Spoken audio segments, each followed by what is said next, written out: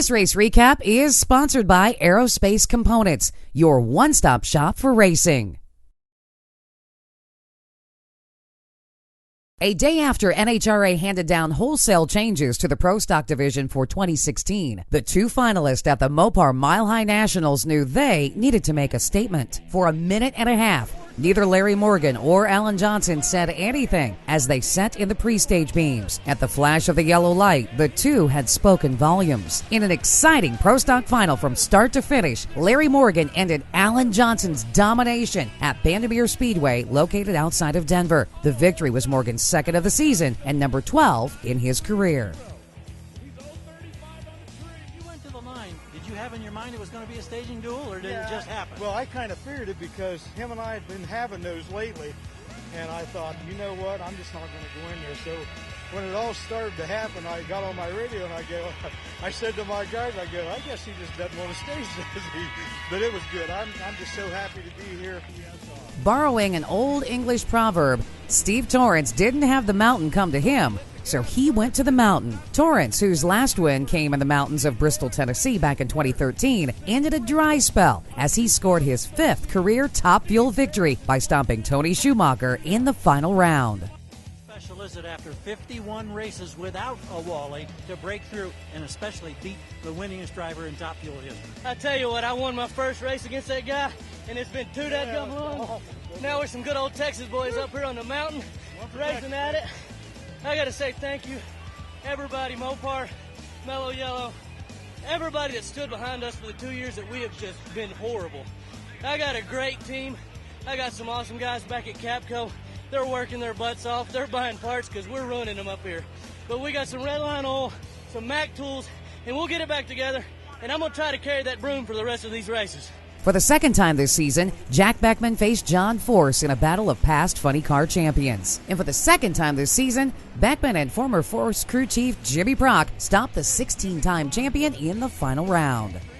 It's such a special feeling. I don't think we're done winning yet. Jimmy Prock, John Medlin, Chris Cunningham, they're brilliant. The crew is just, we found little things today. We tested some. John, get in here. Get in here. No, the greatest guy that's ever dragged us. John, you better get in here. It's going to be a long interview. Come on in. We got burnouts down there behind us. There's John Force, and it feels extra special because we got the man. Thank you, guys. Eddie Krawiec rounded out the Mello Yello Drag Racing Series winners as he completed a clean sweep of the Mile-High Nationals by beating Hector Arana Jr. in the final. The victory was Eddie's first of the season.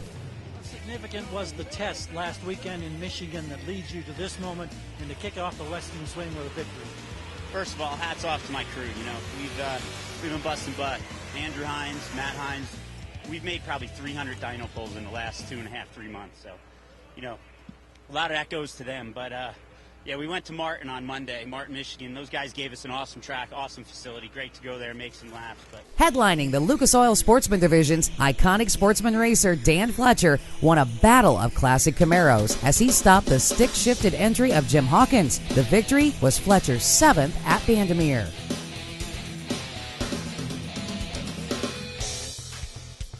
Stock Eliminator racer Ryan Montford laid down a 003 reaction time behind the wheel of his Copo Camaro and had more than enough to track down Scott Burton's classic Firebird for his first career national event win. Joining the first-time winners club was Supercomp champion Bill Percival as he ran dead on to beat Justin Ewing.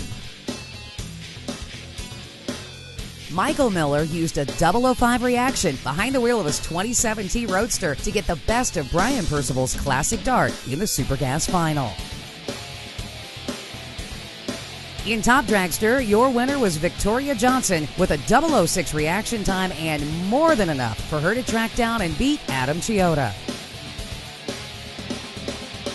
Rounding out the sportsman winners, Ron Williams scored NHRA victory number 1 behind the wheel of his GTO, forcing J.J. Heber to break out.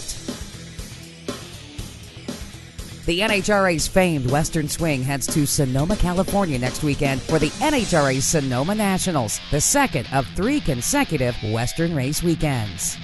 Stay tuned to CompetitionPlus.com for all the latest news and make sure to like us on Facebook. Kathy Fisher, CompetitionPlus.tv.